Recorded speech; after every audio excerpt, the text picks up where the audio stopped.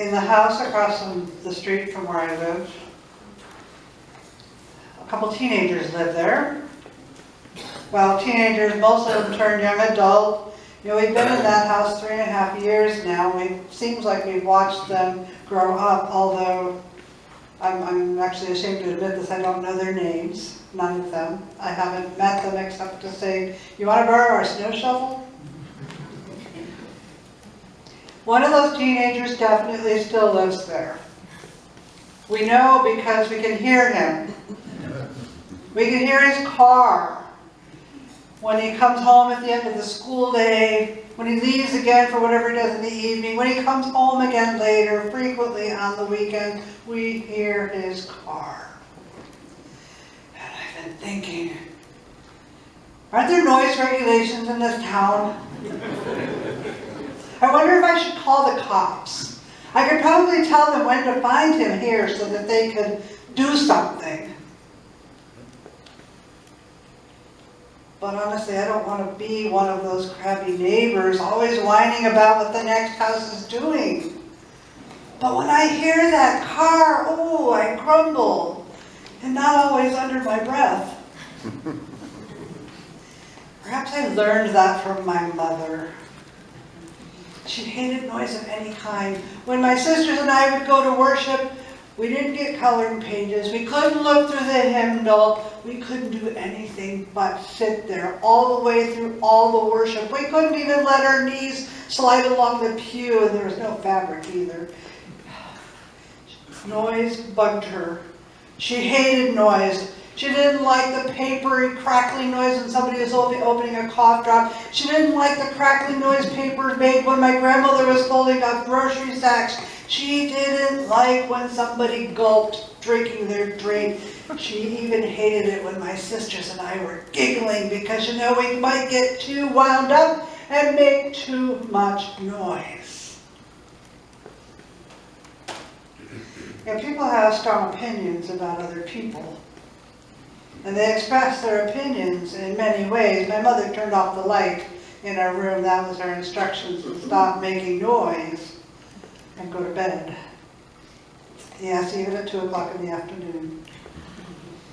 Open any social media accounts and you'll see people's opinions. Listen in on a group that's having coffee in your local coffee shop. You'll hear their opinions. You'll hear their opinions about breastfeeding mothers and school dress codes and this diet or that diet and what somebody's grocery cart contains and whether or not they're paying with SNAP money. You'll read that you've been peeling an orange all wrong. One of my favorite writers is Rachel Held Evans. I've spoken to you about her before. And in several of her books, she references her friend Nadia Bolz-Weber. Anybody know of Nadia Bolz-Weber? You do. A couple of you do, yes. Yeah. So, I think Rachel mentions Nadia because she gets a reaction. She's looking for a reaction. Here's a picture of Nadia. She was raised in a fundamentalist church. Then she turned to alcohol and drug abuse. Now she is 28 years sober. She is an ordained Lutheran pastor in the Evangelical Lutheran Church of America. She no longer serves the church she started because she is in such high demand as a speaker that she feels like she can't be a very good pastor. Her work is powerful and it's effective. She's been on the New York Times bestseller list 3 times, and she's been interviewed by NPR's Terry Gross at least once. I've not actually read her work, just a small piece of it, but I have heard her speak. She's a former stand-up comedian. She spends about 20 hours a week working on her 10-minute message. Her church, one she founded, is called A House for All Sinners and Saints. They shorten sometimes just to refer to it as the House, or by its acronym, HFASS, which they pronounce HAP. I have heard her speak. I said that. She is compelling and she's startling. Here's another picture of her. She is described as a giant, Amazon-esque, tattoo graffitied, potty mouth. She refers to herself as a dyke, although she is married to a man. What are you thinking right now about this woman? Let's hear her speak. I don't think we can afford her. She's wonderful. She is wonderful. But seriously, when you see especially that picture and the previous picture, what are you thinking? If you didn't know about her, what would you think if the bishop said, "Here's your new pastor, here in Fort Country"? Those tattoos which she has, she started getting at the age of 17. They are of two kinds. One is the liturgical year, that's, the church calendar year, Advent, Lent, Easter, those kinds of things. And the rest of them are the gospel stories. We judge others, and others judge us. Sometimes we realize that we do not measure up to what they say. And truthfully, sometimes we care. And sometimes it does matter. It matters what others think when you're trying to get a job with them, when you're trying to be admitted to their university or be awarded their scholarship. It matters what others think when you want to be their friend, when you want to be included in their playground games, when you want to make a spot on their team. What others think matters when you don't want to be profiled by the police or by the people you meet on the sidewalk who would rather cross the street than walk near you. Yeah, what others think does matter sometimes, but it doesn't matter always. The scriptures remind us that people look on the outward appearance, but the Lord looks at the heart. When Jesus arrived at the well that day, he did not see the same woman that the people in that town saw. It's the middle of the day, it's the hottest part of the day, and the area around the well is empty. No one else is there except for Jesus and the woman. The disciples have already gone off to find food. A bunch of us went to the Holy Land a couple of years ago, and we went into Jordan and we went to Petra. Now Petra is this long canyon that was kind of like a doorway into another world. We went in the morning and we walked at kind of a leisurely pace down this beautiful canyon which provided its own shade until the sun was directly up ahead. We walked leisurely because we were looking at how beautiful it was, and we were listening to our guide talk about the history and the religion and all the stuff that went on. We got to the other end of the canyon where it opened up into more free space, and we had lunch at a restaurant.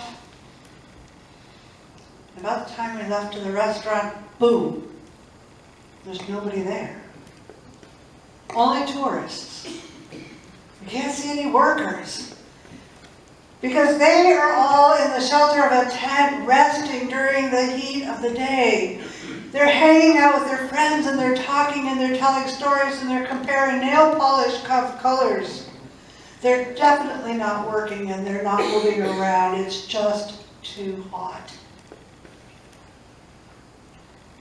Why is that woman in the story we read today? Why is she at the well in the middle of the day? The scriptures don't tell us, but Bible readers have long speculated, and Jesus' conversation with her gives us fuel to speculate, does it not? 5 husbands, and she's living with another man? Even in our relatively permissive society, we might be raising our eyebrows. As in most cultures, the people you associate with speaks loudly about who you are, about the kind of person you are, about your character. I suspect that most of the other women in town could not afford to be seen with her. In fact, when they're around her, they probably turn their backs on her. They probably shun her. They probably whisper about her. For her own emotional comfort, I can see why she would not want to go to the well while others are there. One writer suggests that she got up and went to the well at that time because she was restless. She was restless, looking for something, as if maybe something is missing from her life, something she clearly doesn't have besides just friends. Perhaps she's feeling God's nudge saying, I know where you can find what you're looking for. Go talk to Jesus. But Jesus shouldn't be talking to her either, not according to the rules of the day, not according to the rules of the culture. He is a southern Jew and she is in Samaria, the northern part of Jewish territory. Do you remember when the country was all one country and they got along happily? Not really, there's a lot of tribalism. But then they split. And most of the country went north and was called Israel, and some of the country went south and was called Judah. And in the south where Judah was, they had Jerusalem. And when the temple was built, it was built in Jerusalem. And then over time, the Assyrians came in and conquered the northern part and intermarried with the northern part and influenced the culture in the north. And later, the Babylonians came in and conquered the southern part and took the Jews away and intermarried with them and influenced them and then sent them back home. So now we have two very different types of people. It's kind of like, you know, those Native Americans that live on this property called the Americas. Those up in the north were influenced by white northern Europeans, and those who are a little bit more in the central part and the southern part of the continents were influenced by the Spaniards and the Portuguese. And some of us don't like to talk to those, do we? And in their separate places, their worships continued to develop. Worship has never been all one thing. It keeps developing and moving and changing from one era to the next era. And that was true with the two different kinds of Jews. The worship kept developing, and one group said, the way you worship, that's not real worship. It might be what our visceral reaction would be if we went into an Eastern Orthodox church, you know, maybe Russian or Greek, and smelled all the incense and heard the chanting in language we didn't know. We might not feel comfortable. Or if you went into one of those great big churches that looks like a nightclub and it's all black inside, they have giant screens and fog machines, and the band looks like it's performing on a stage and that it's a theater. And I know some of you have visited those churches and they didn't sit right with you. It's not your way. And so sometimes you want to say, that's not real worship. But that was not the kind of reaction Jesus had, this southern Jew, when he met the Samaritan woman, a northern Jew. And Jesus did not permit the behavior of others in her community to define who he was or how he would respond towards her. He approached the woman. He set her up with a question. Will you pour some water for me? He talks to her, a woman who's alone, obviously shunned by her community, not the right kind of Jew, and Jesus initiates conversation.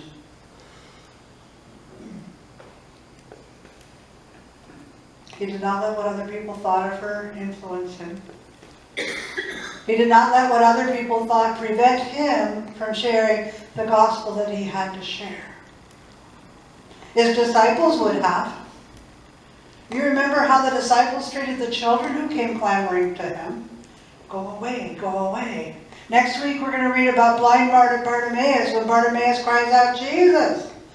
The disciples say, hush, be quiet.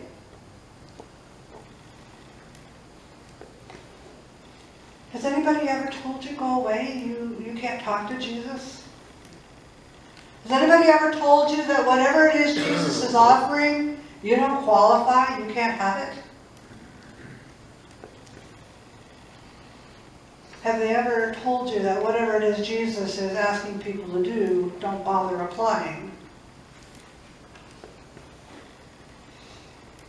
You know, when I was a teenager, the only woman I knew who was a pastor was Fran Hemstreet. She lived 3 doors down from us, and I got to take care of her cat when she was out of town. When I asked somebody, was Reverend Hemstreet a good pastor, I was told, well, she's okay for a woman. I heard right then and there that I would never qualify to be a pastor. I was a female after all. While I had not yet noticed God speaking to me about being a pastor, a few years later I would realize that God was already speaking to me then. I just hadn't been listening. Anyway, I'd already been told I was a girl. I didn't qualify. Have you been told that you don't qualify for something? You're not good enough for something? Has anybody passed unkind judgment on you, that you've accepted what they said and held on to it and let it define you? Perhaps even limit you? What about qualifying for the love of God in Christ Jesus? Has anybody told you you don't qualify? Or worse, have you ever told somebody else they don't qualify? I realize that just because you're in this room does not mean that you feel like you qualify for God's love, or that you have even experienced it. It may be that you're here because you're hopeful. It may be that you're here because you want to pretend you got it. People have certainly gone to church for a couple of millennia for those reasons. But I can tell you, I'm not an authority on a lot of things, but you have God's love. Period. Take my word on that. For what else might you also qualify? Remember, the traditional disqualifiers don't work with Jesus. If you're too old, you think, well, Jesus went and qualified the man Simeon to proclaim the glory of God, and Jesus was only a baby when he qualified that man. You think you're the wrong sex? Well, Jesus used both men and women in his work. Do you think you're lacking training? Well, look at those fishermen. They certainly had not had any classes in public speaking. And yet Jesus set them on the road to mission and ministry. Do you have a checkered past? I think the tax collectors and the adulterers and the prostitutes and the sick people who were cast away by family and community, Jesus said they qualified. Jesus used them. If you had told me when I was a teenager that I would stand up in front of a church and talk and mostly make sense week after week, I would have laughed at you. I would have told you to get your head examined. I was in the choir, and at that church, the choir was in the back. It was in the loft, right up behind. Not behind me, it was up behind. And in that church, we were very dignified when the choir sang, you did not turn around to look and see. You just sat there. It was a safe place to sing and to do stuff. I was not up front. I hated it when Mrs. Bokosi made us come out of the loft and come and stand up front. Never understood why the church had 2 pianos. Wouldn't one in the back do?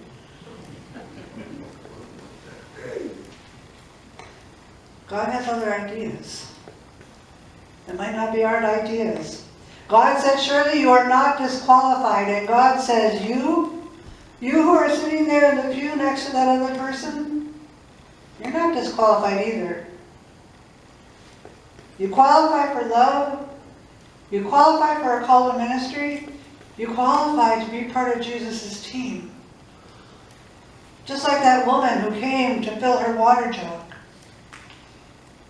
She was eager to hear what Jesus had to say. When Jesus said, would you draw me some water? She actively engaged him. She refused to let what the other people in her community said about her. She refused to let that stuff define her and whether or not she could access what Jesus was offering.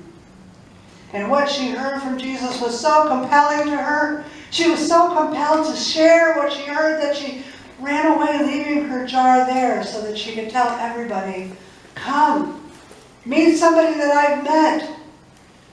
Come, you'll be amazed at what he has to say. Is Jesus' message that compelling to you? I know you don't have a water jar anymore. But are you going to go and tell somebody, I know where you can find life-giving water? It will quench your thirst for God's presence, for God's righteousness, for God's justice, for God's grace. Will you tell somebody, I know where you can find God's love? It's huge.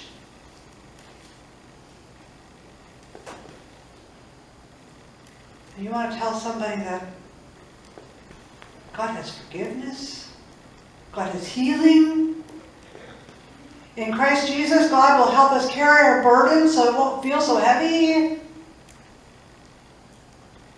Oh, and life. Yeah, we get to get life. Come meet this guy Jesus, because through him we can have life. Abundant and everlasting. You know that pastor, that Nadia, whose picture I showed you, despite her tattoos and her potty mouth and her unlikely appearance of a pastor, she started a new and vibrant and growing congregation that she's had to turn over to another pastor so that she could keep on doing the next ministry God called her to. The woman who came to meet Jesus at the well, despite being shunned by her community, despite her history, despite being the other kind of Jew, she heard Jesus' message loud and clear and was like the first church planter. She went out and started a congregation before there were congregations of Christians. If you had been at the well when Jesus arrived and Jesus had said, "Are you thirsty?" would you have asked to share the drink that he had to offer? Are you restless like that woman? Are you searching for some new thing that will add meaning and purpose and divine relationship to your life? I'll bet Jesus knows how you can get it.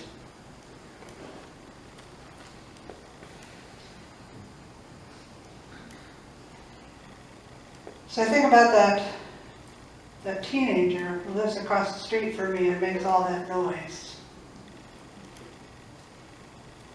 Lane says his car looks like, Lane, my husband, that his car looks like maybe he's been refurbishing it. Like he's taking something old and restoring it and bringing it back to life. When you think about a person who can do that kind of work, I know some of you have done that. You think of patience, and perseverance, and imagination, because some people would just say throw it away. And he said, let me see what I can do. Those sound like ministry qualities to me.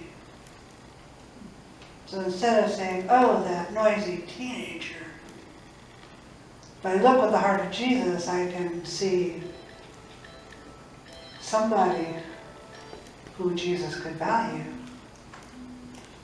When somebody looks at you and says, oh, that, whatever, Jesus looks at you and says, oh, I can do something with that one. Wild, wonderful woman or wild, wonderful man? Jesus is going to change your name.